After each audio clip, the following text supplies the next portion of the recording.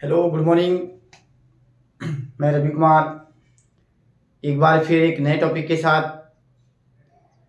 रसायन विज्ञान कक्षा 12 के अध्याय 2 विलयन से एक नए टॉपिक के साथ मैं आपके सामने हाजिर हुआ हूँ। कल भी एक वीडियो अपलोड हुई है इसी दरू कोचिंग सेंटर पर अध्याय 2 विलयन से मोलन्स से संबंधित कुछ सवाल न्यूमेरिकल को हल किया था हमने कल, और बहुत ही आसान और सरल भाषा में हमने उसको सीखा था। और इसी प्रकार हम आज मोललता की परिभाषा और मोललता से संबंधित कुछ सवालों को आज हम हल करेंगे। तो सबसे पहले हम वीडियो चालू करने से सवाल करने से पहले या परिभाषा बताने से पहले मैं आपको विलयन के बारे में थोड़ा बताता हूँ कि विलयन होता क्या है। कि विलयन हमारा क्या है कि दो या दो से अधिक पदार्थों का समांगी मिश्रण आपका विलयन कहलाता है। विलयन जैसे कि अगर हम नॉर्मल बातों में कहें तो अगर हम घर में जैसे हम बनाते हैं शरबत वगैरह, तो शरबत में क्या है, चीनी और पानी का, या चीनी या हम नमक के उसके साथ पानी के साथ नमक को मिलाते हैं तो उनके साथ जो विलयन बनता है तो वो आपका एक विलयन कहलाता है, और वो विलयन एक आपका समांगी विलयन कहलाता है। समांगी विलयन मतलब कि जिसमें हम अगर हम पानी के अंदर कोई भी चीज़ मिला दें तो उसमें पता न चले कि हमने इसमें कितना चीनी या हमने कितना इसके अंदर नमक मिलाया है, कि उसकी क्वांटिटी एक पानी के समान ही उसमें दिखनी चाहिए। तो इसी प्रकार हम विलयन में आज मोललता के बारे में आज हम सीखेंगे, इसकी परिभाषा सीखेंगे कि मोललता क्या होती है और मोललता का सूत्र क्या होता है, और मोललता से संबंधित अगर बोर्ड में कोई प्रश्न आ जाए तो उसको कैसे हल किया जाए और कैसे उस पर हम अपना कंसंट्रेट यानी कि उस पर फोकस करें, कैसे आसान भाषा में इसको मैं आपको समझाऊंगा। जैसे कि मोललता की डेफिनेशन बोर्ड पे मैंने पहले से लिख दी है। यहाँ पे लिखा गया है मोललता यानी कि 1 किलोग्राम विलायक में विलीन विलय के मोलों की संख्या विलयन की मोललता कहलाती है। इसे स्मॉल m से प्रदर्शित करते हैं। यानी कि यहाँ पे अगर मोललता की बात की जाए तो 1000 ग्राम या 1 किलोग्राम विलायक में हमने कितना विलय मिलाया है, या हमने एक भाषा में कहें कि अगर हमने 1000 ग्राम का एक विलयन दिया है, यानी कि अगर हमने शरबत बनाया है तो उस शरबत में हमने कितना चीनी यानी कि शुगर को उसके अंदर मिलाया है, तो उससे प्राप्त विलयन की हमें मोललता ज्ञात करनी है। तो मोललता ज्ञात करने के लिए यहाँ पे सूत्र लिखा गया है कि विलय का भार बट्टे विलय का अणुभार बट्टे विलायक का भार किलोग्राम में। अगर हम इसी सूत्र को दूसरी भाषा में कहें तो विलय के मोलों की संख्या बट्टे विलायक का भार किलोग्राम में, तो अगर विलय के मोलों की संख्या को हम विलय का भार बट्टे विलय का अणुभार से भी प्रदर्शित करते हैं।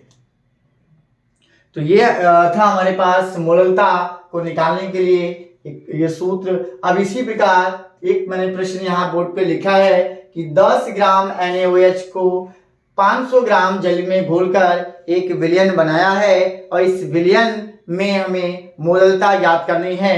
तो सबसे पहले हम यहाँ लिखेंगे कि विलय की मात्रा कितनी दी है। तो विलय की मात्रा यहाँ सबसे पहले हम लिखेंगे विलय का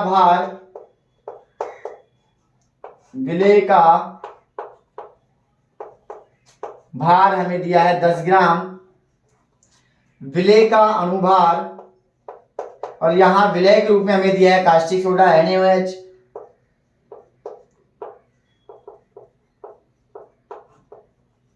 विलय का अणुभार कास्टिक सोडा यानी कि NaOH के साथ हम इसका अणुभार जब निकालेंगे तो Na अपनी संख्या में 1 है, यानी कि 1 गुणा इसका द्रव्यमान 23 प्लस ऑक्सीजन 1 है, 1 गुणा 16 प्लस 1 और हाइड्रोजन का द्रव्यमान होता है 1। तो यहाँ पे 23 कम 23 16 एकम 16 और बराबर में होता है इसका प्लस 16 एकम 16 प्लस 1 और बराबर टोटल अगर इसका करेंगे तो इसका 40 अणुभार होता है।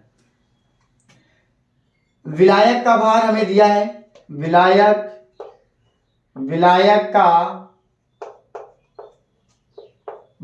का भार 500 ग्राम। मोललता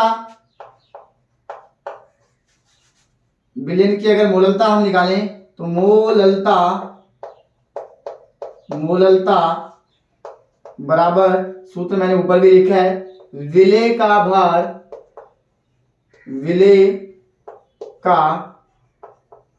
भार बटे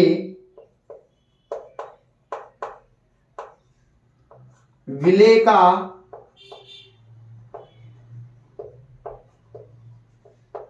अणुभार, और टोटल जो इसका बट्टा करेंगे, विलायक का भार, विलायक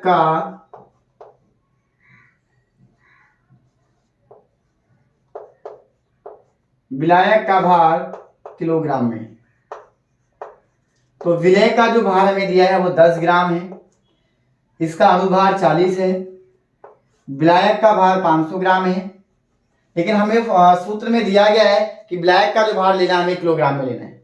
तो किलोग्राम में लेने के लिए हमें ग्राम से किलोग्राम में जब इसको बदलना है तो इसका 1000 से इसका भाग करेंगे, इनकी भागा 1000।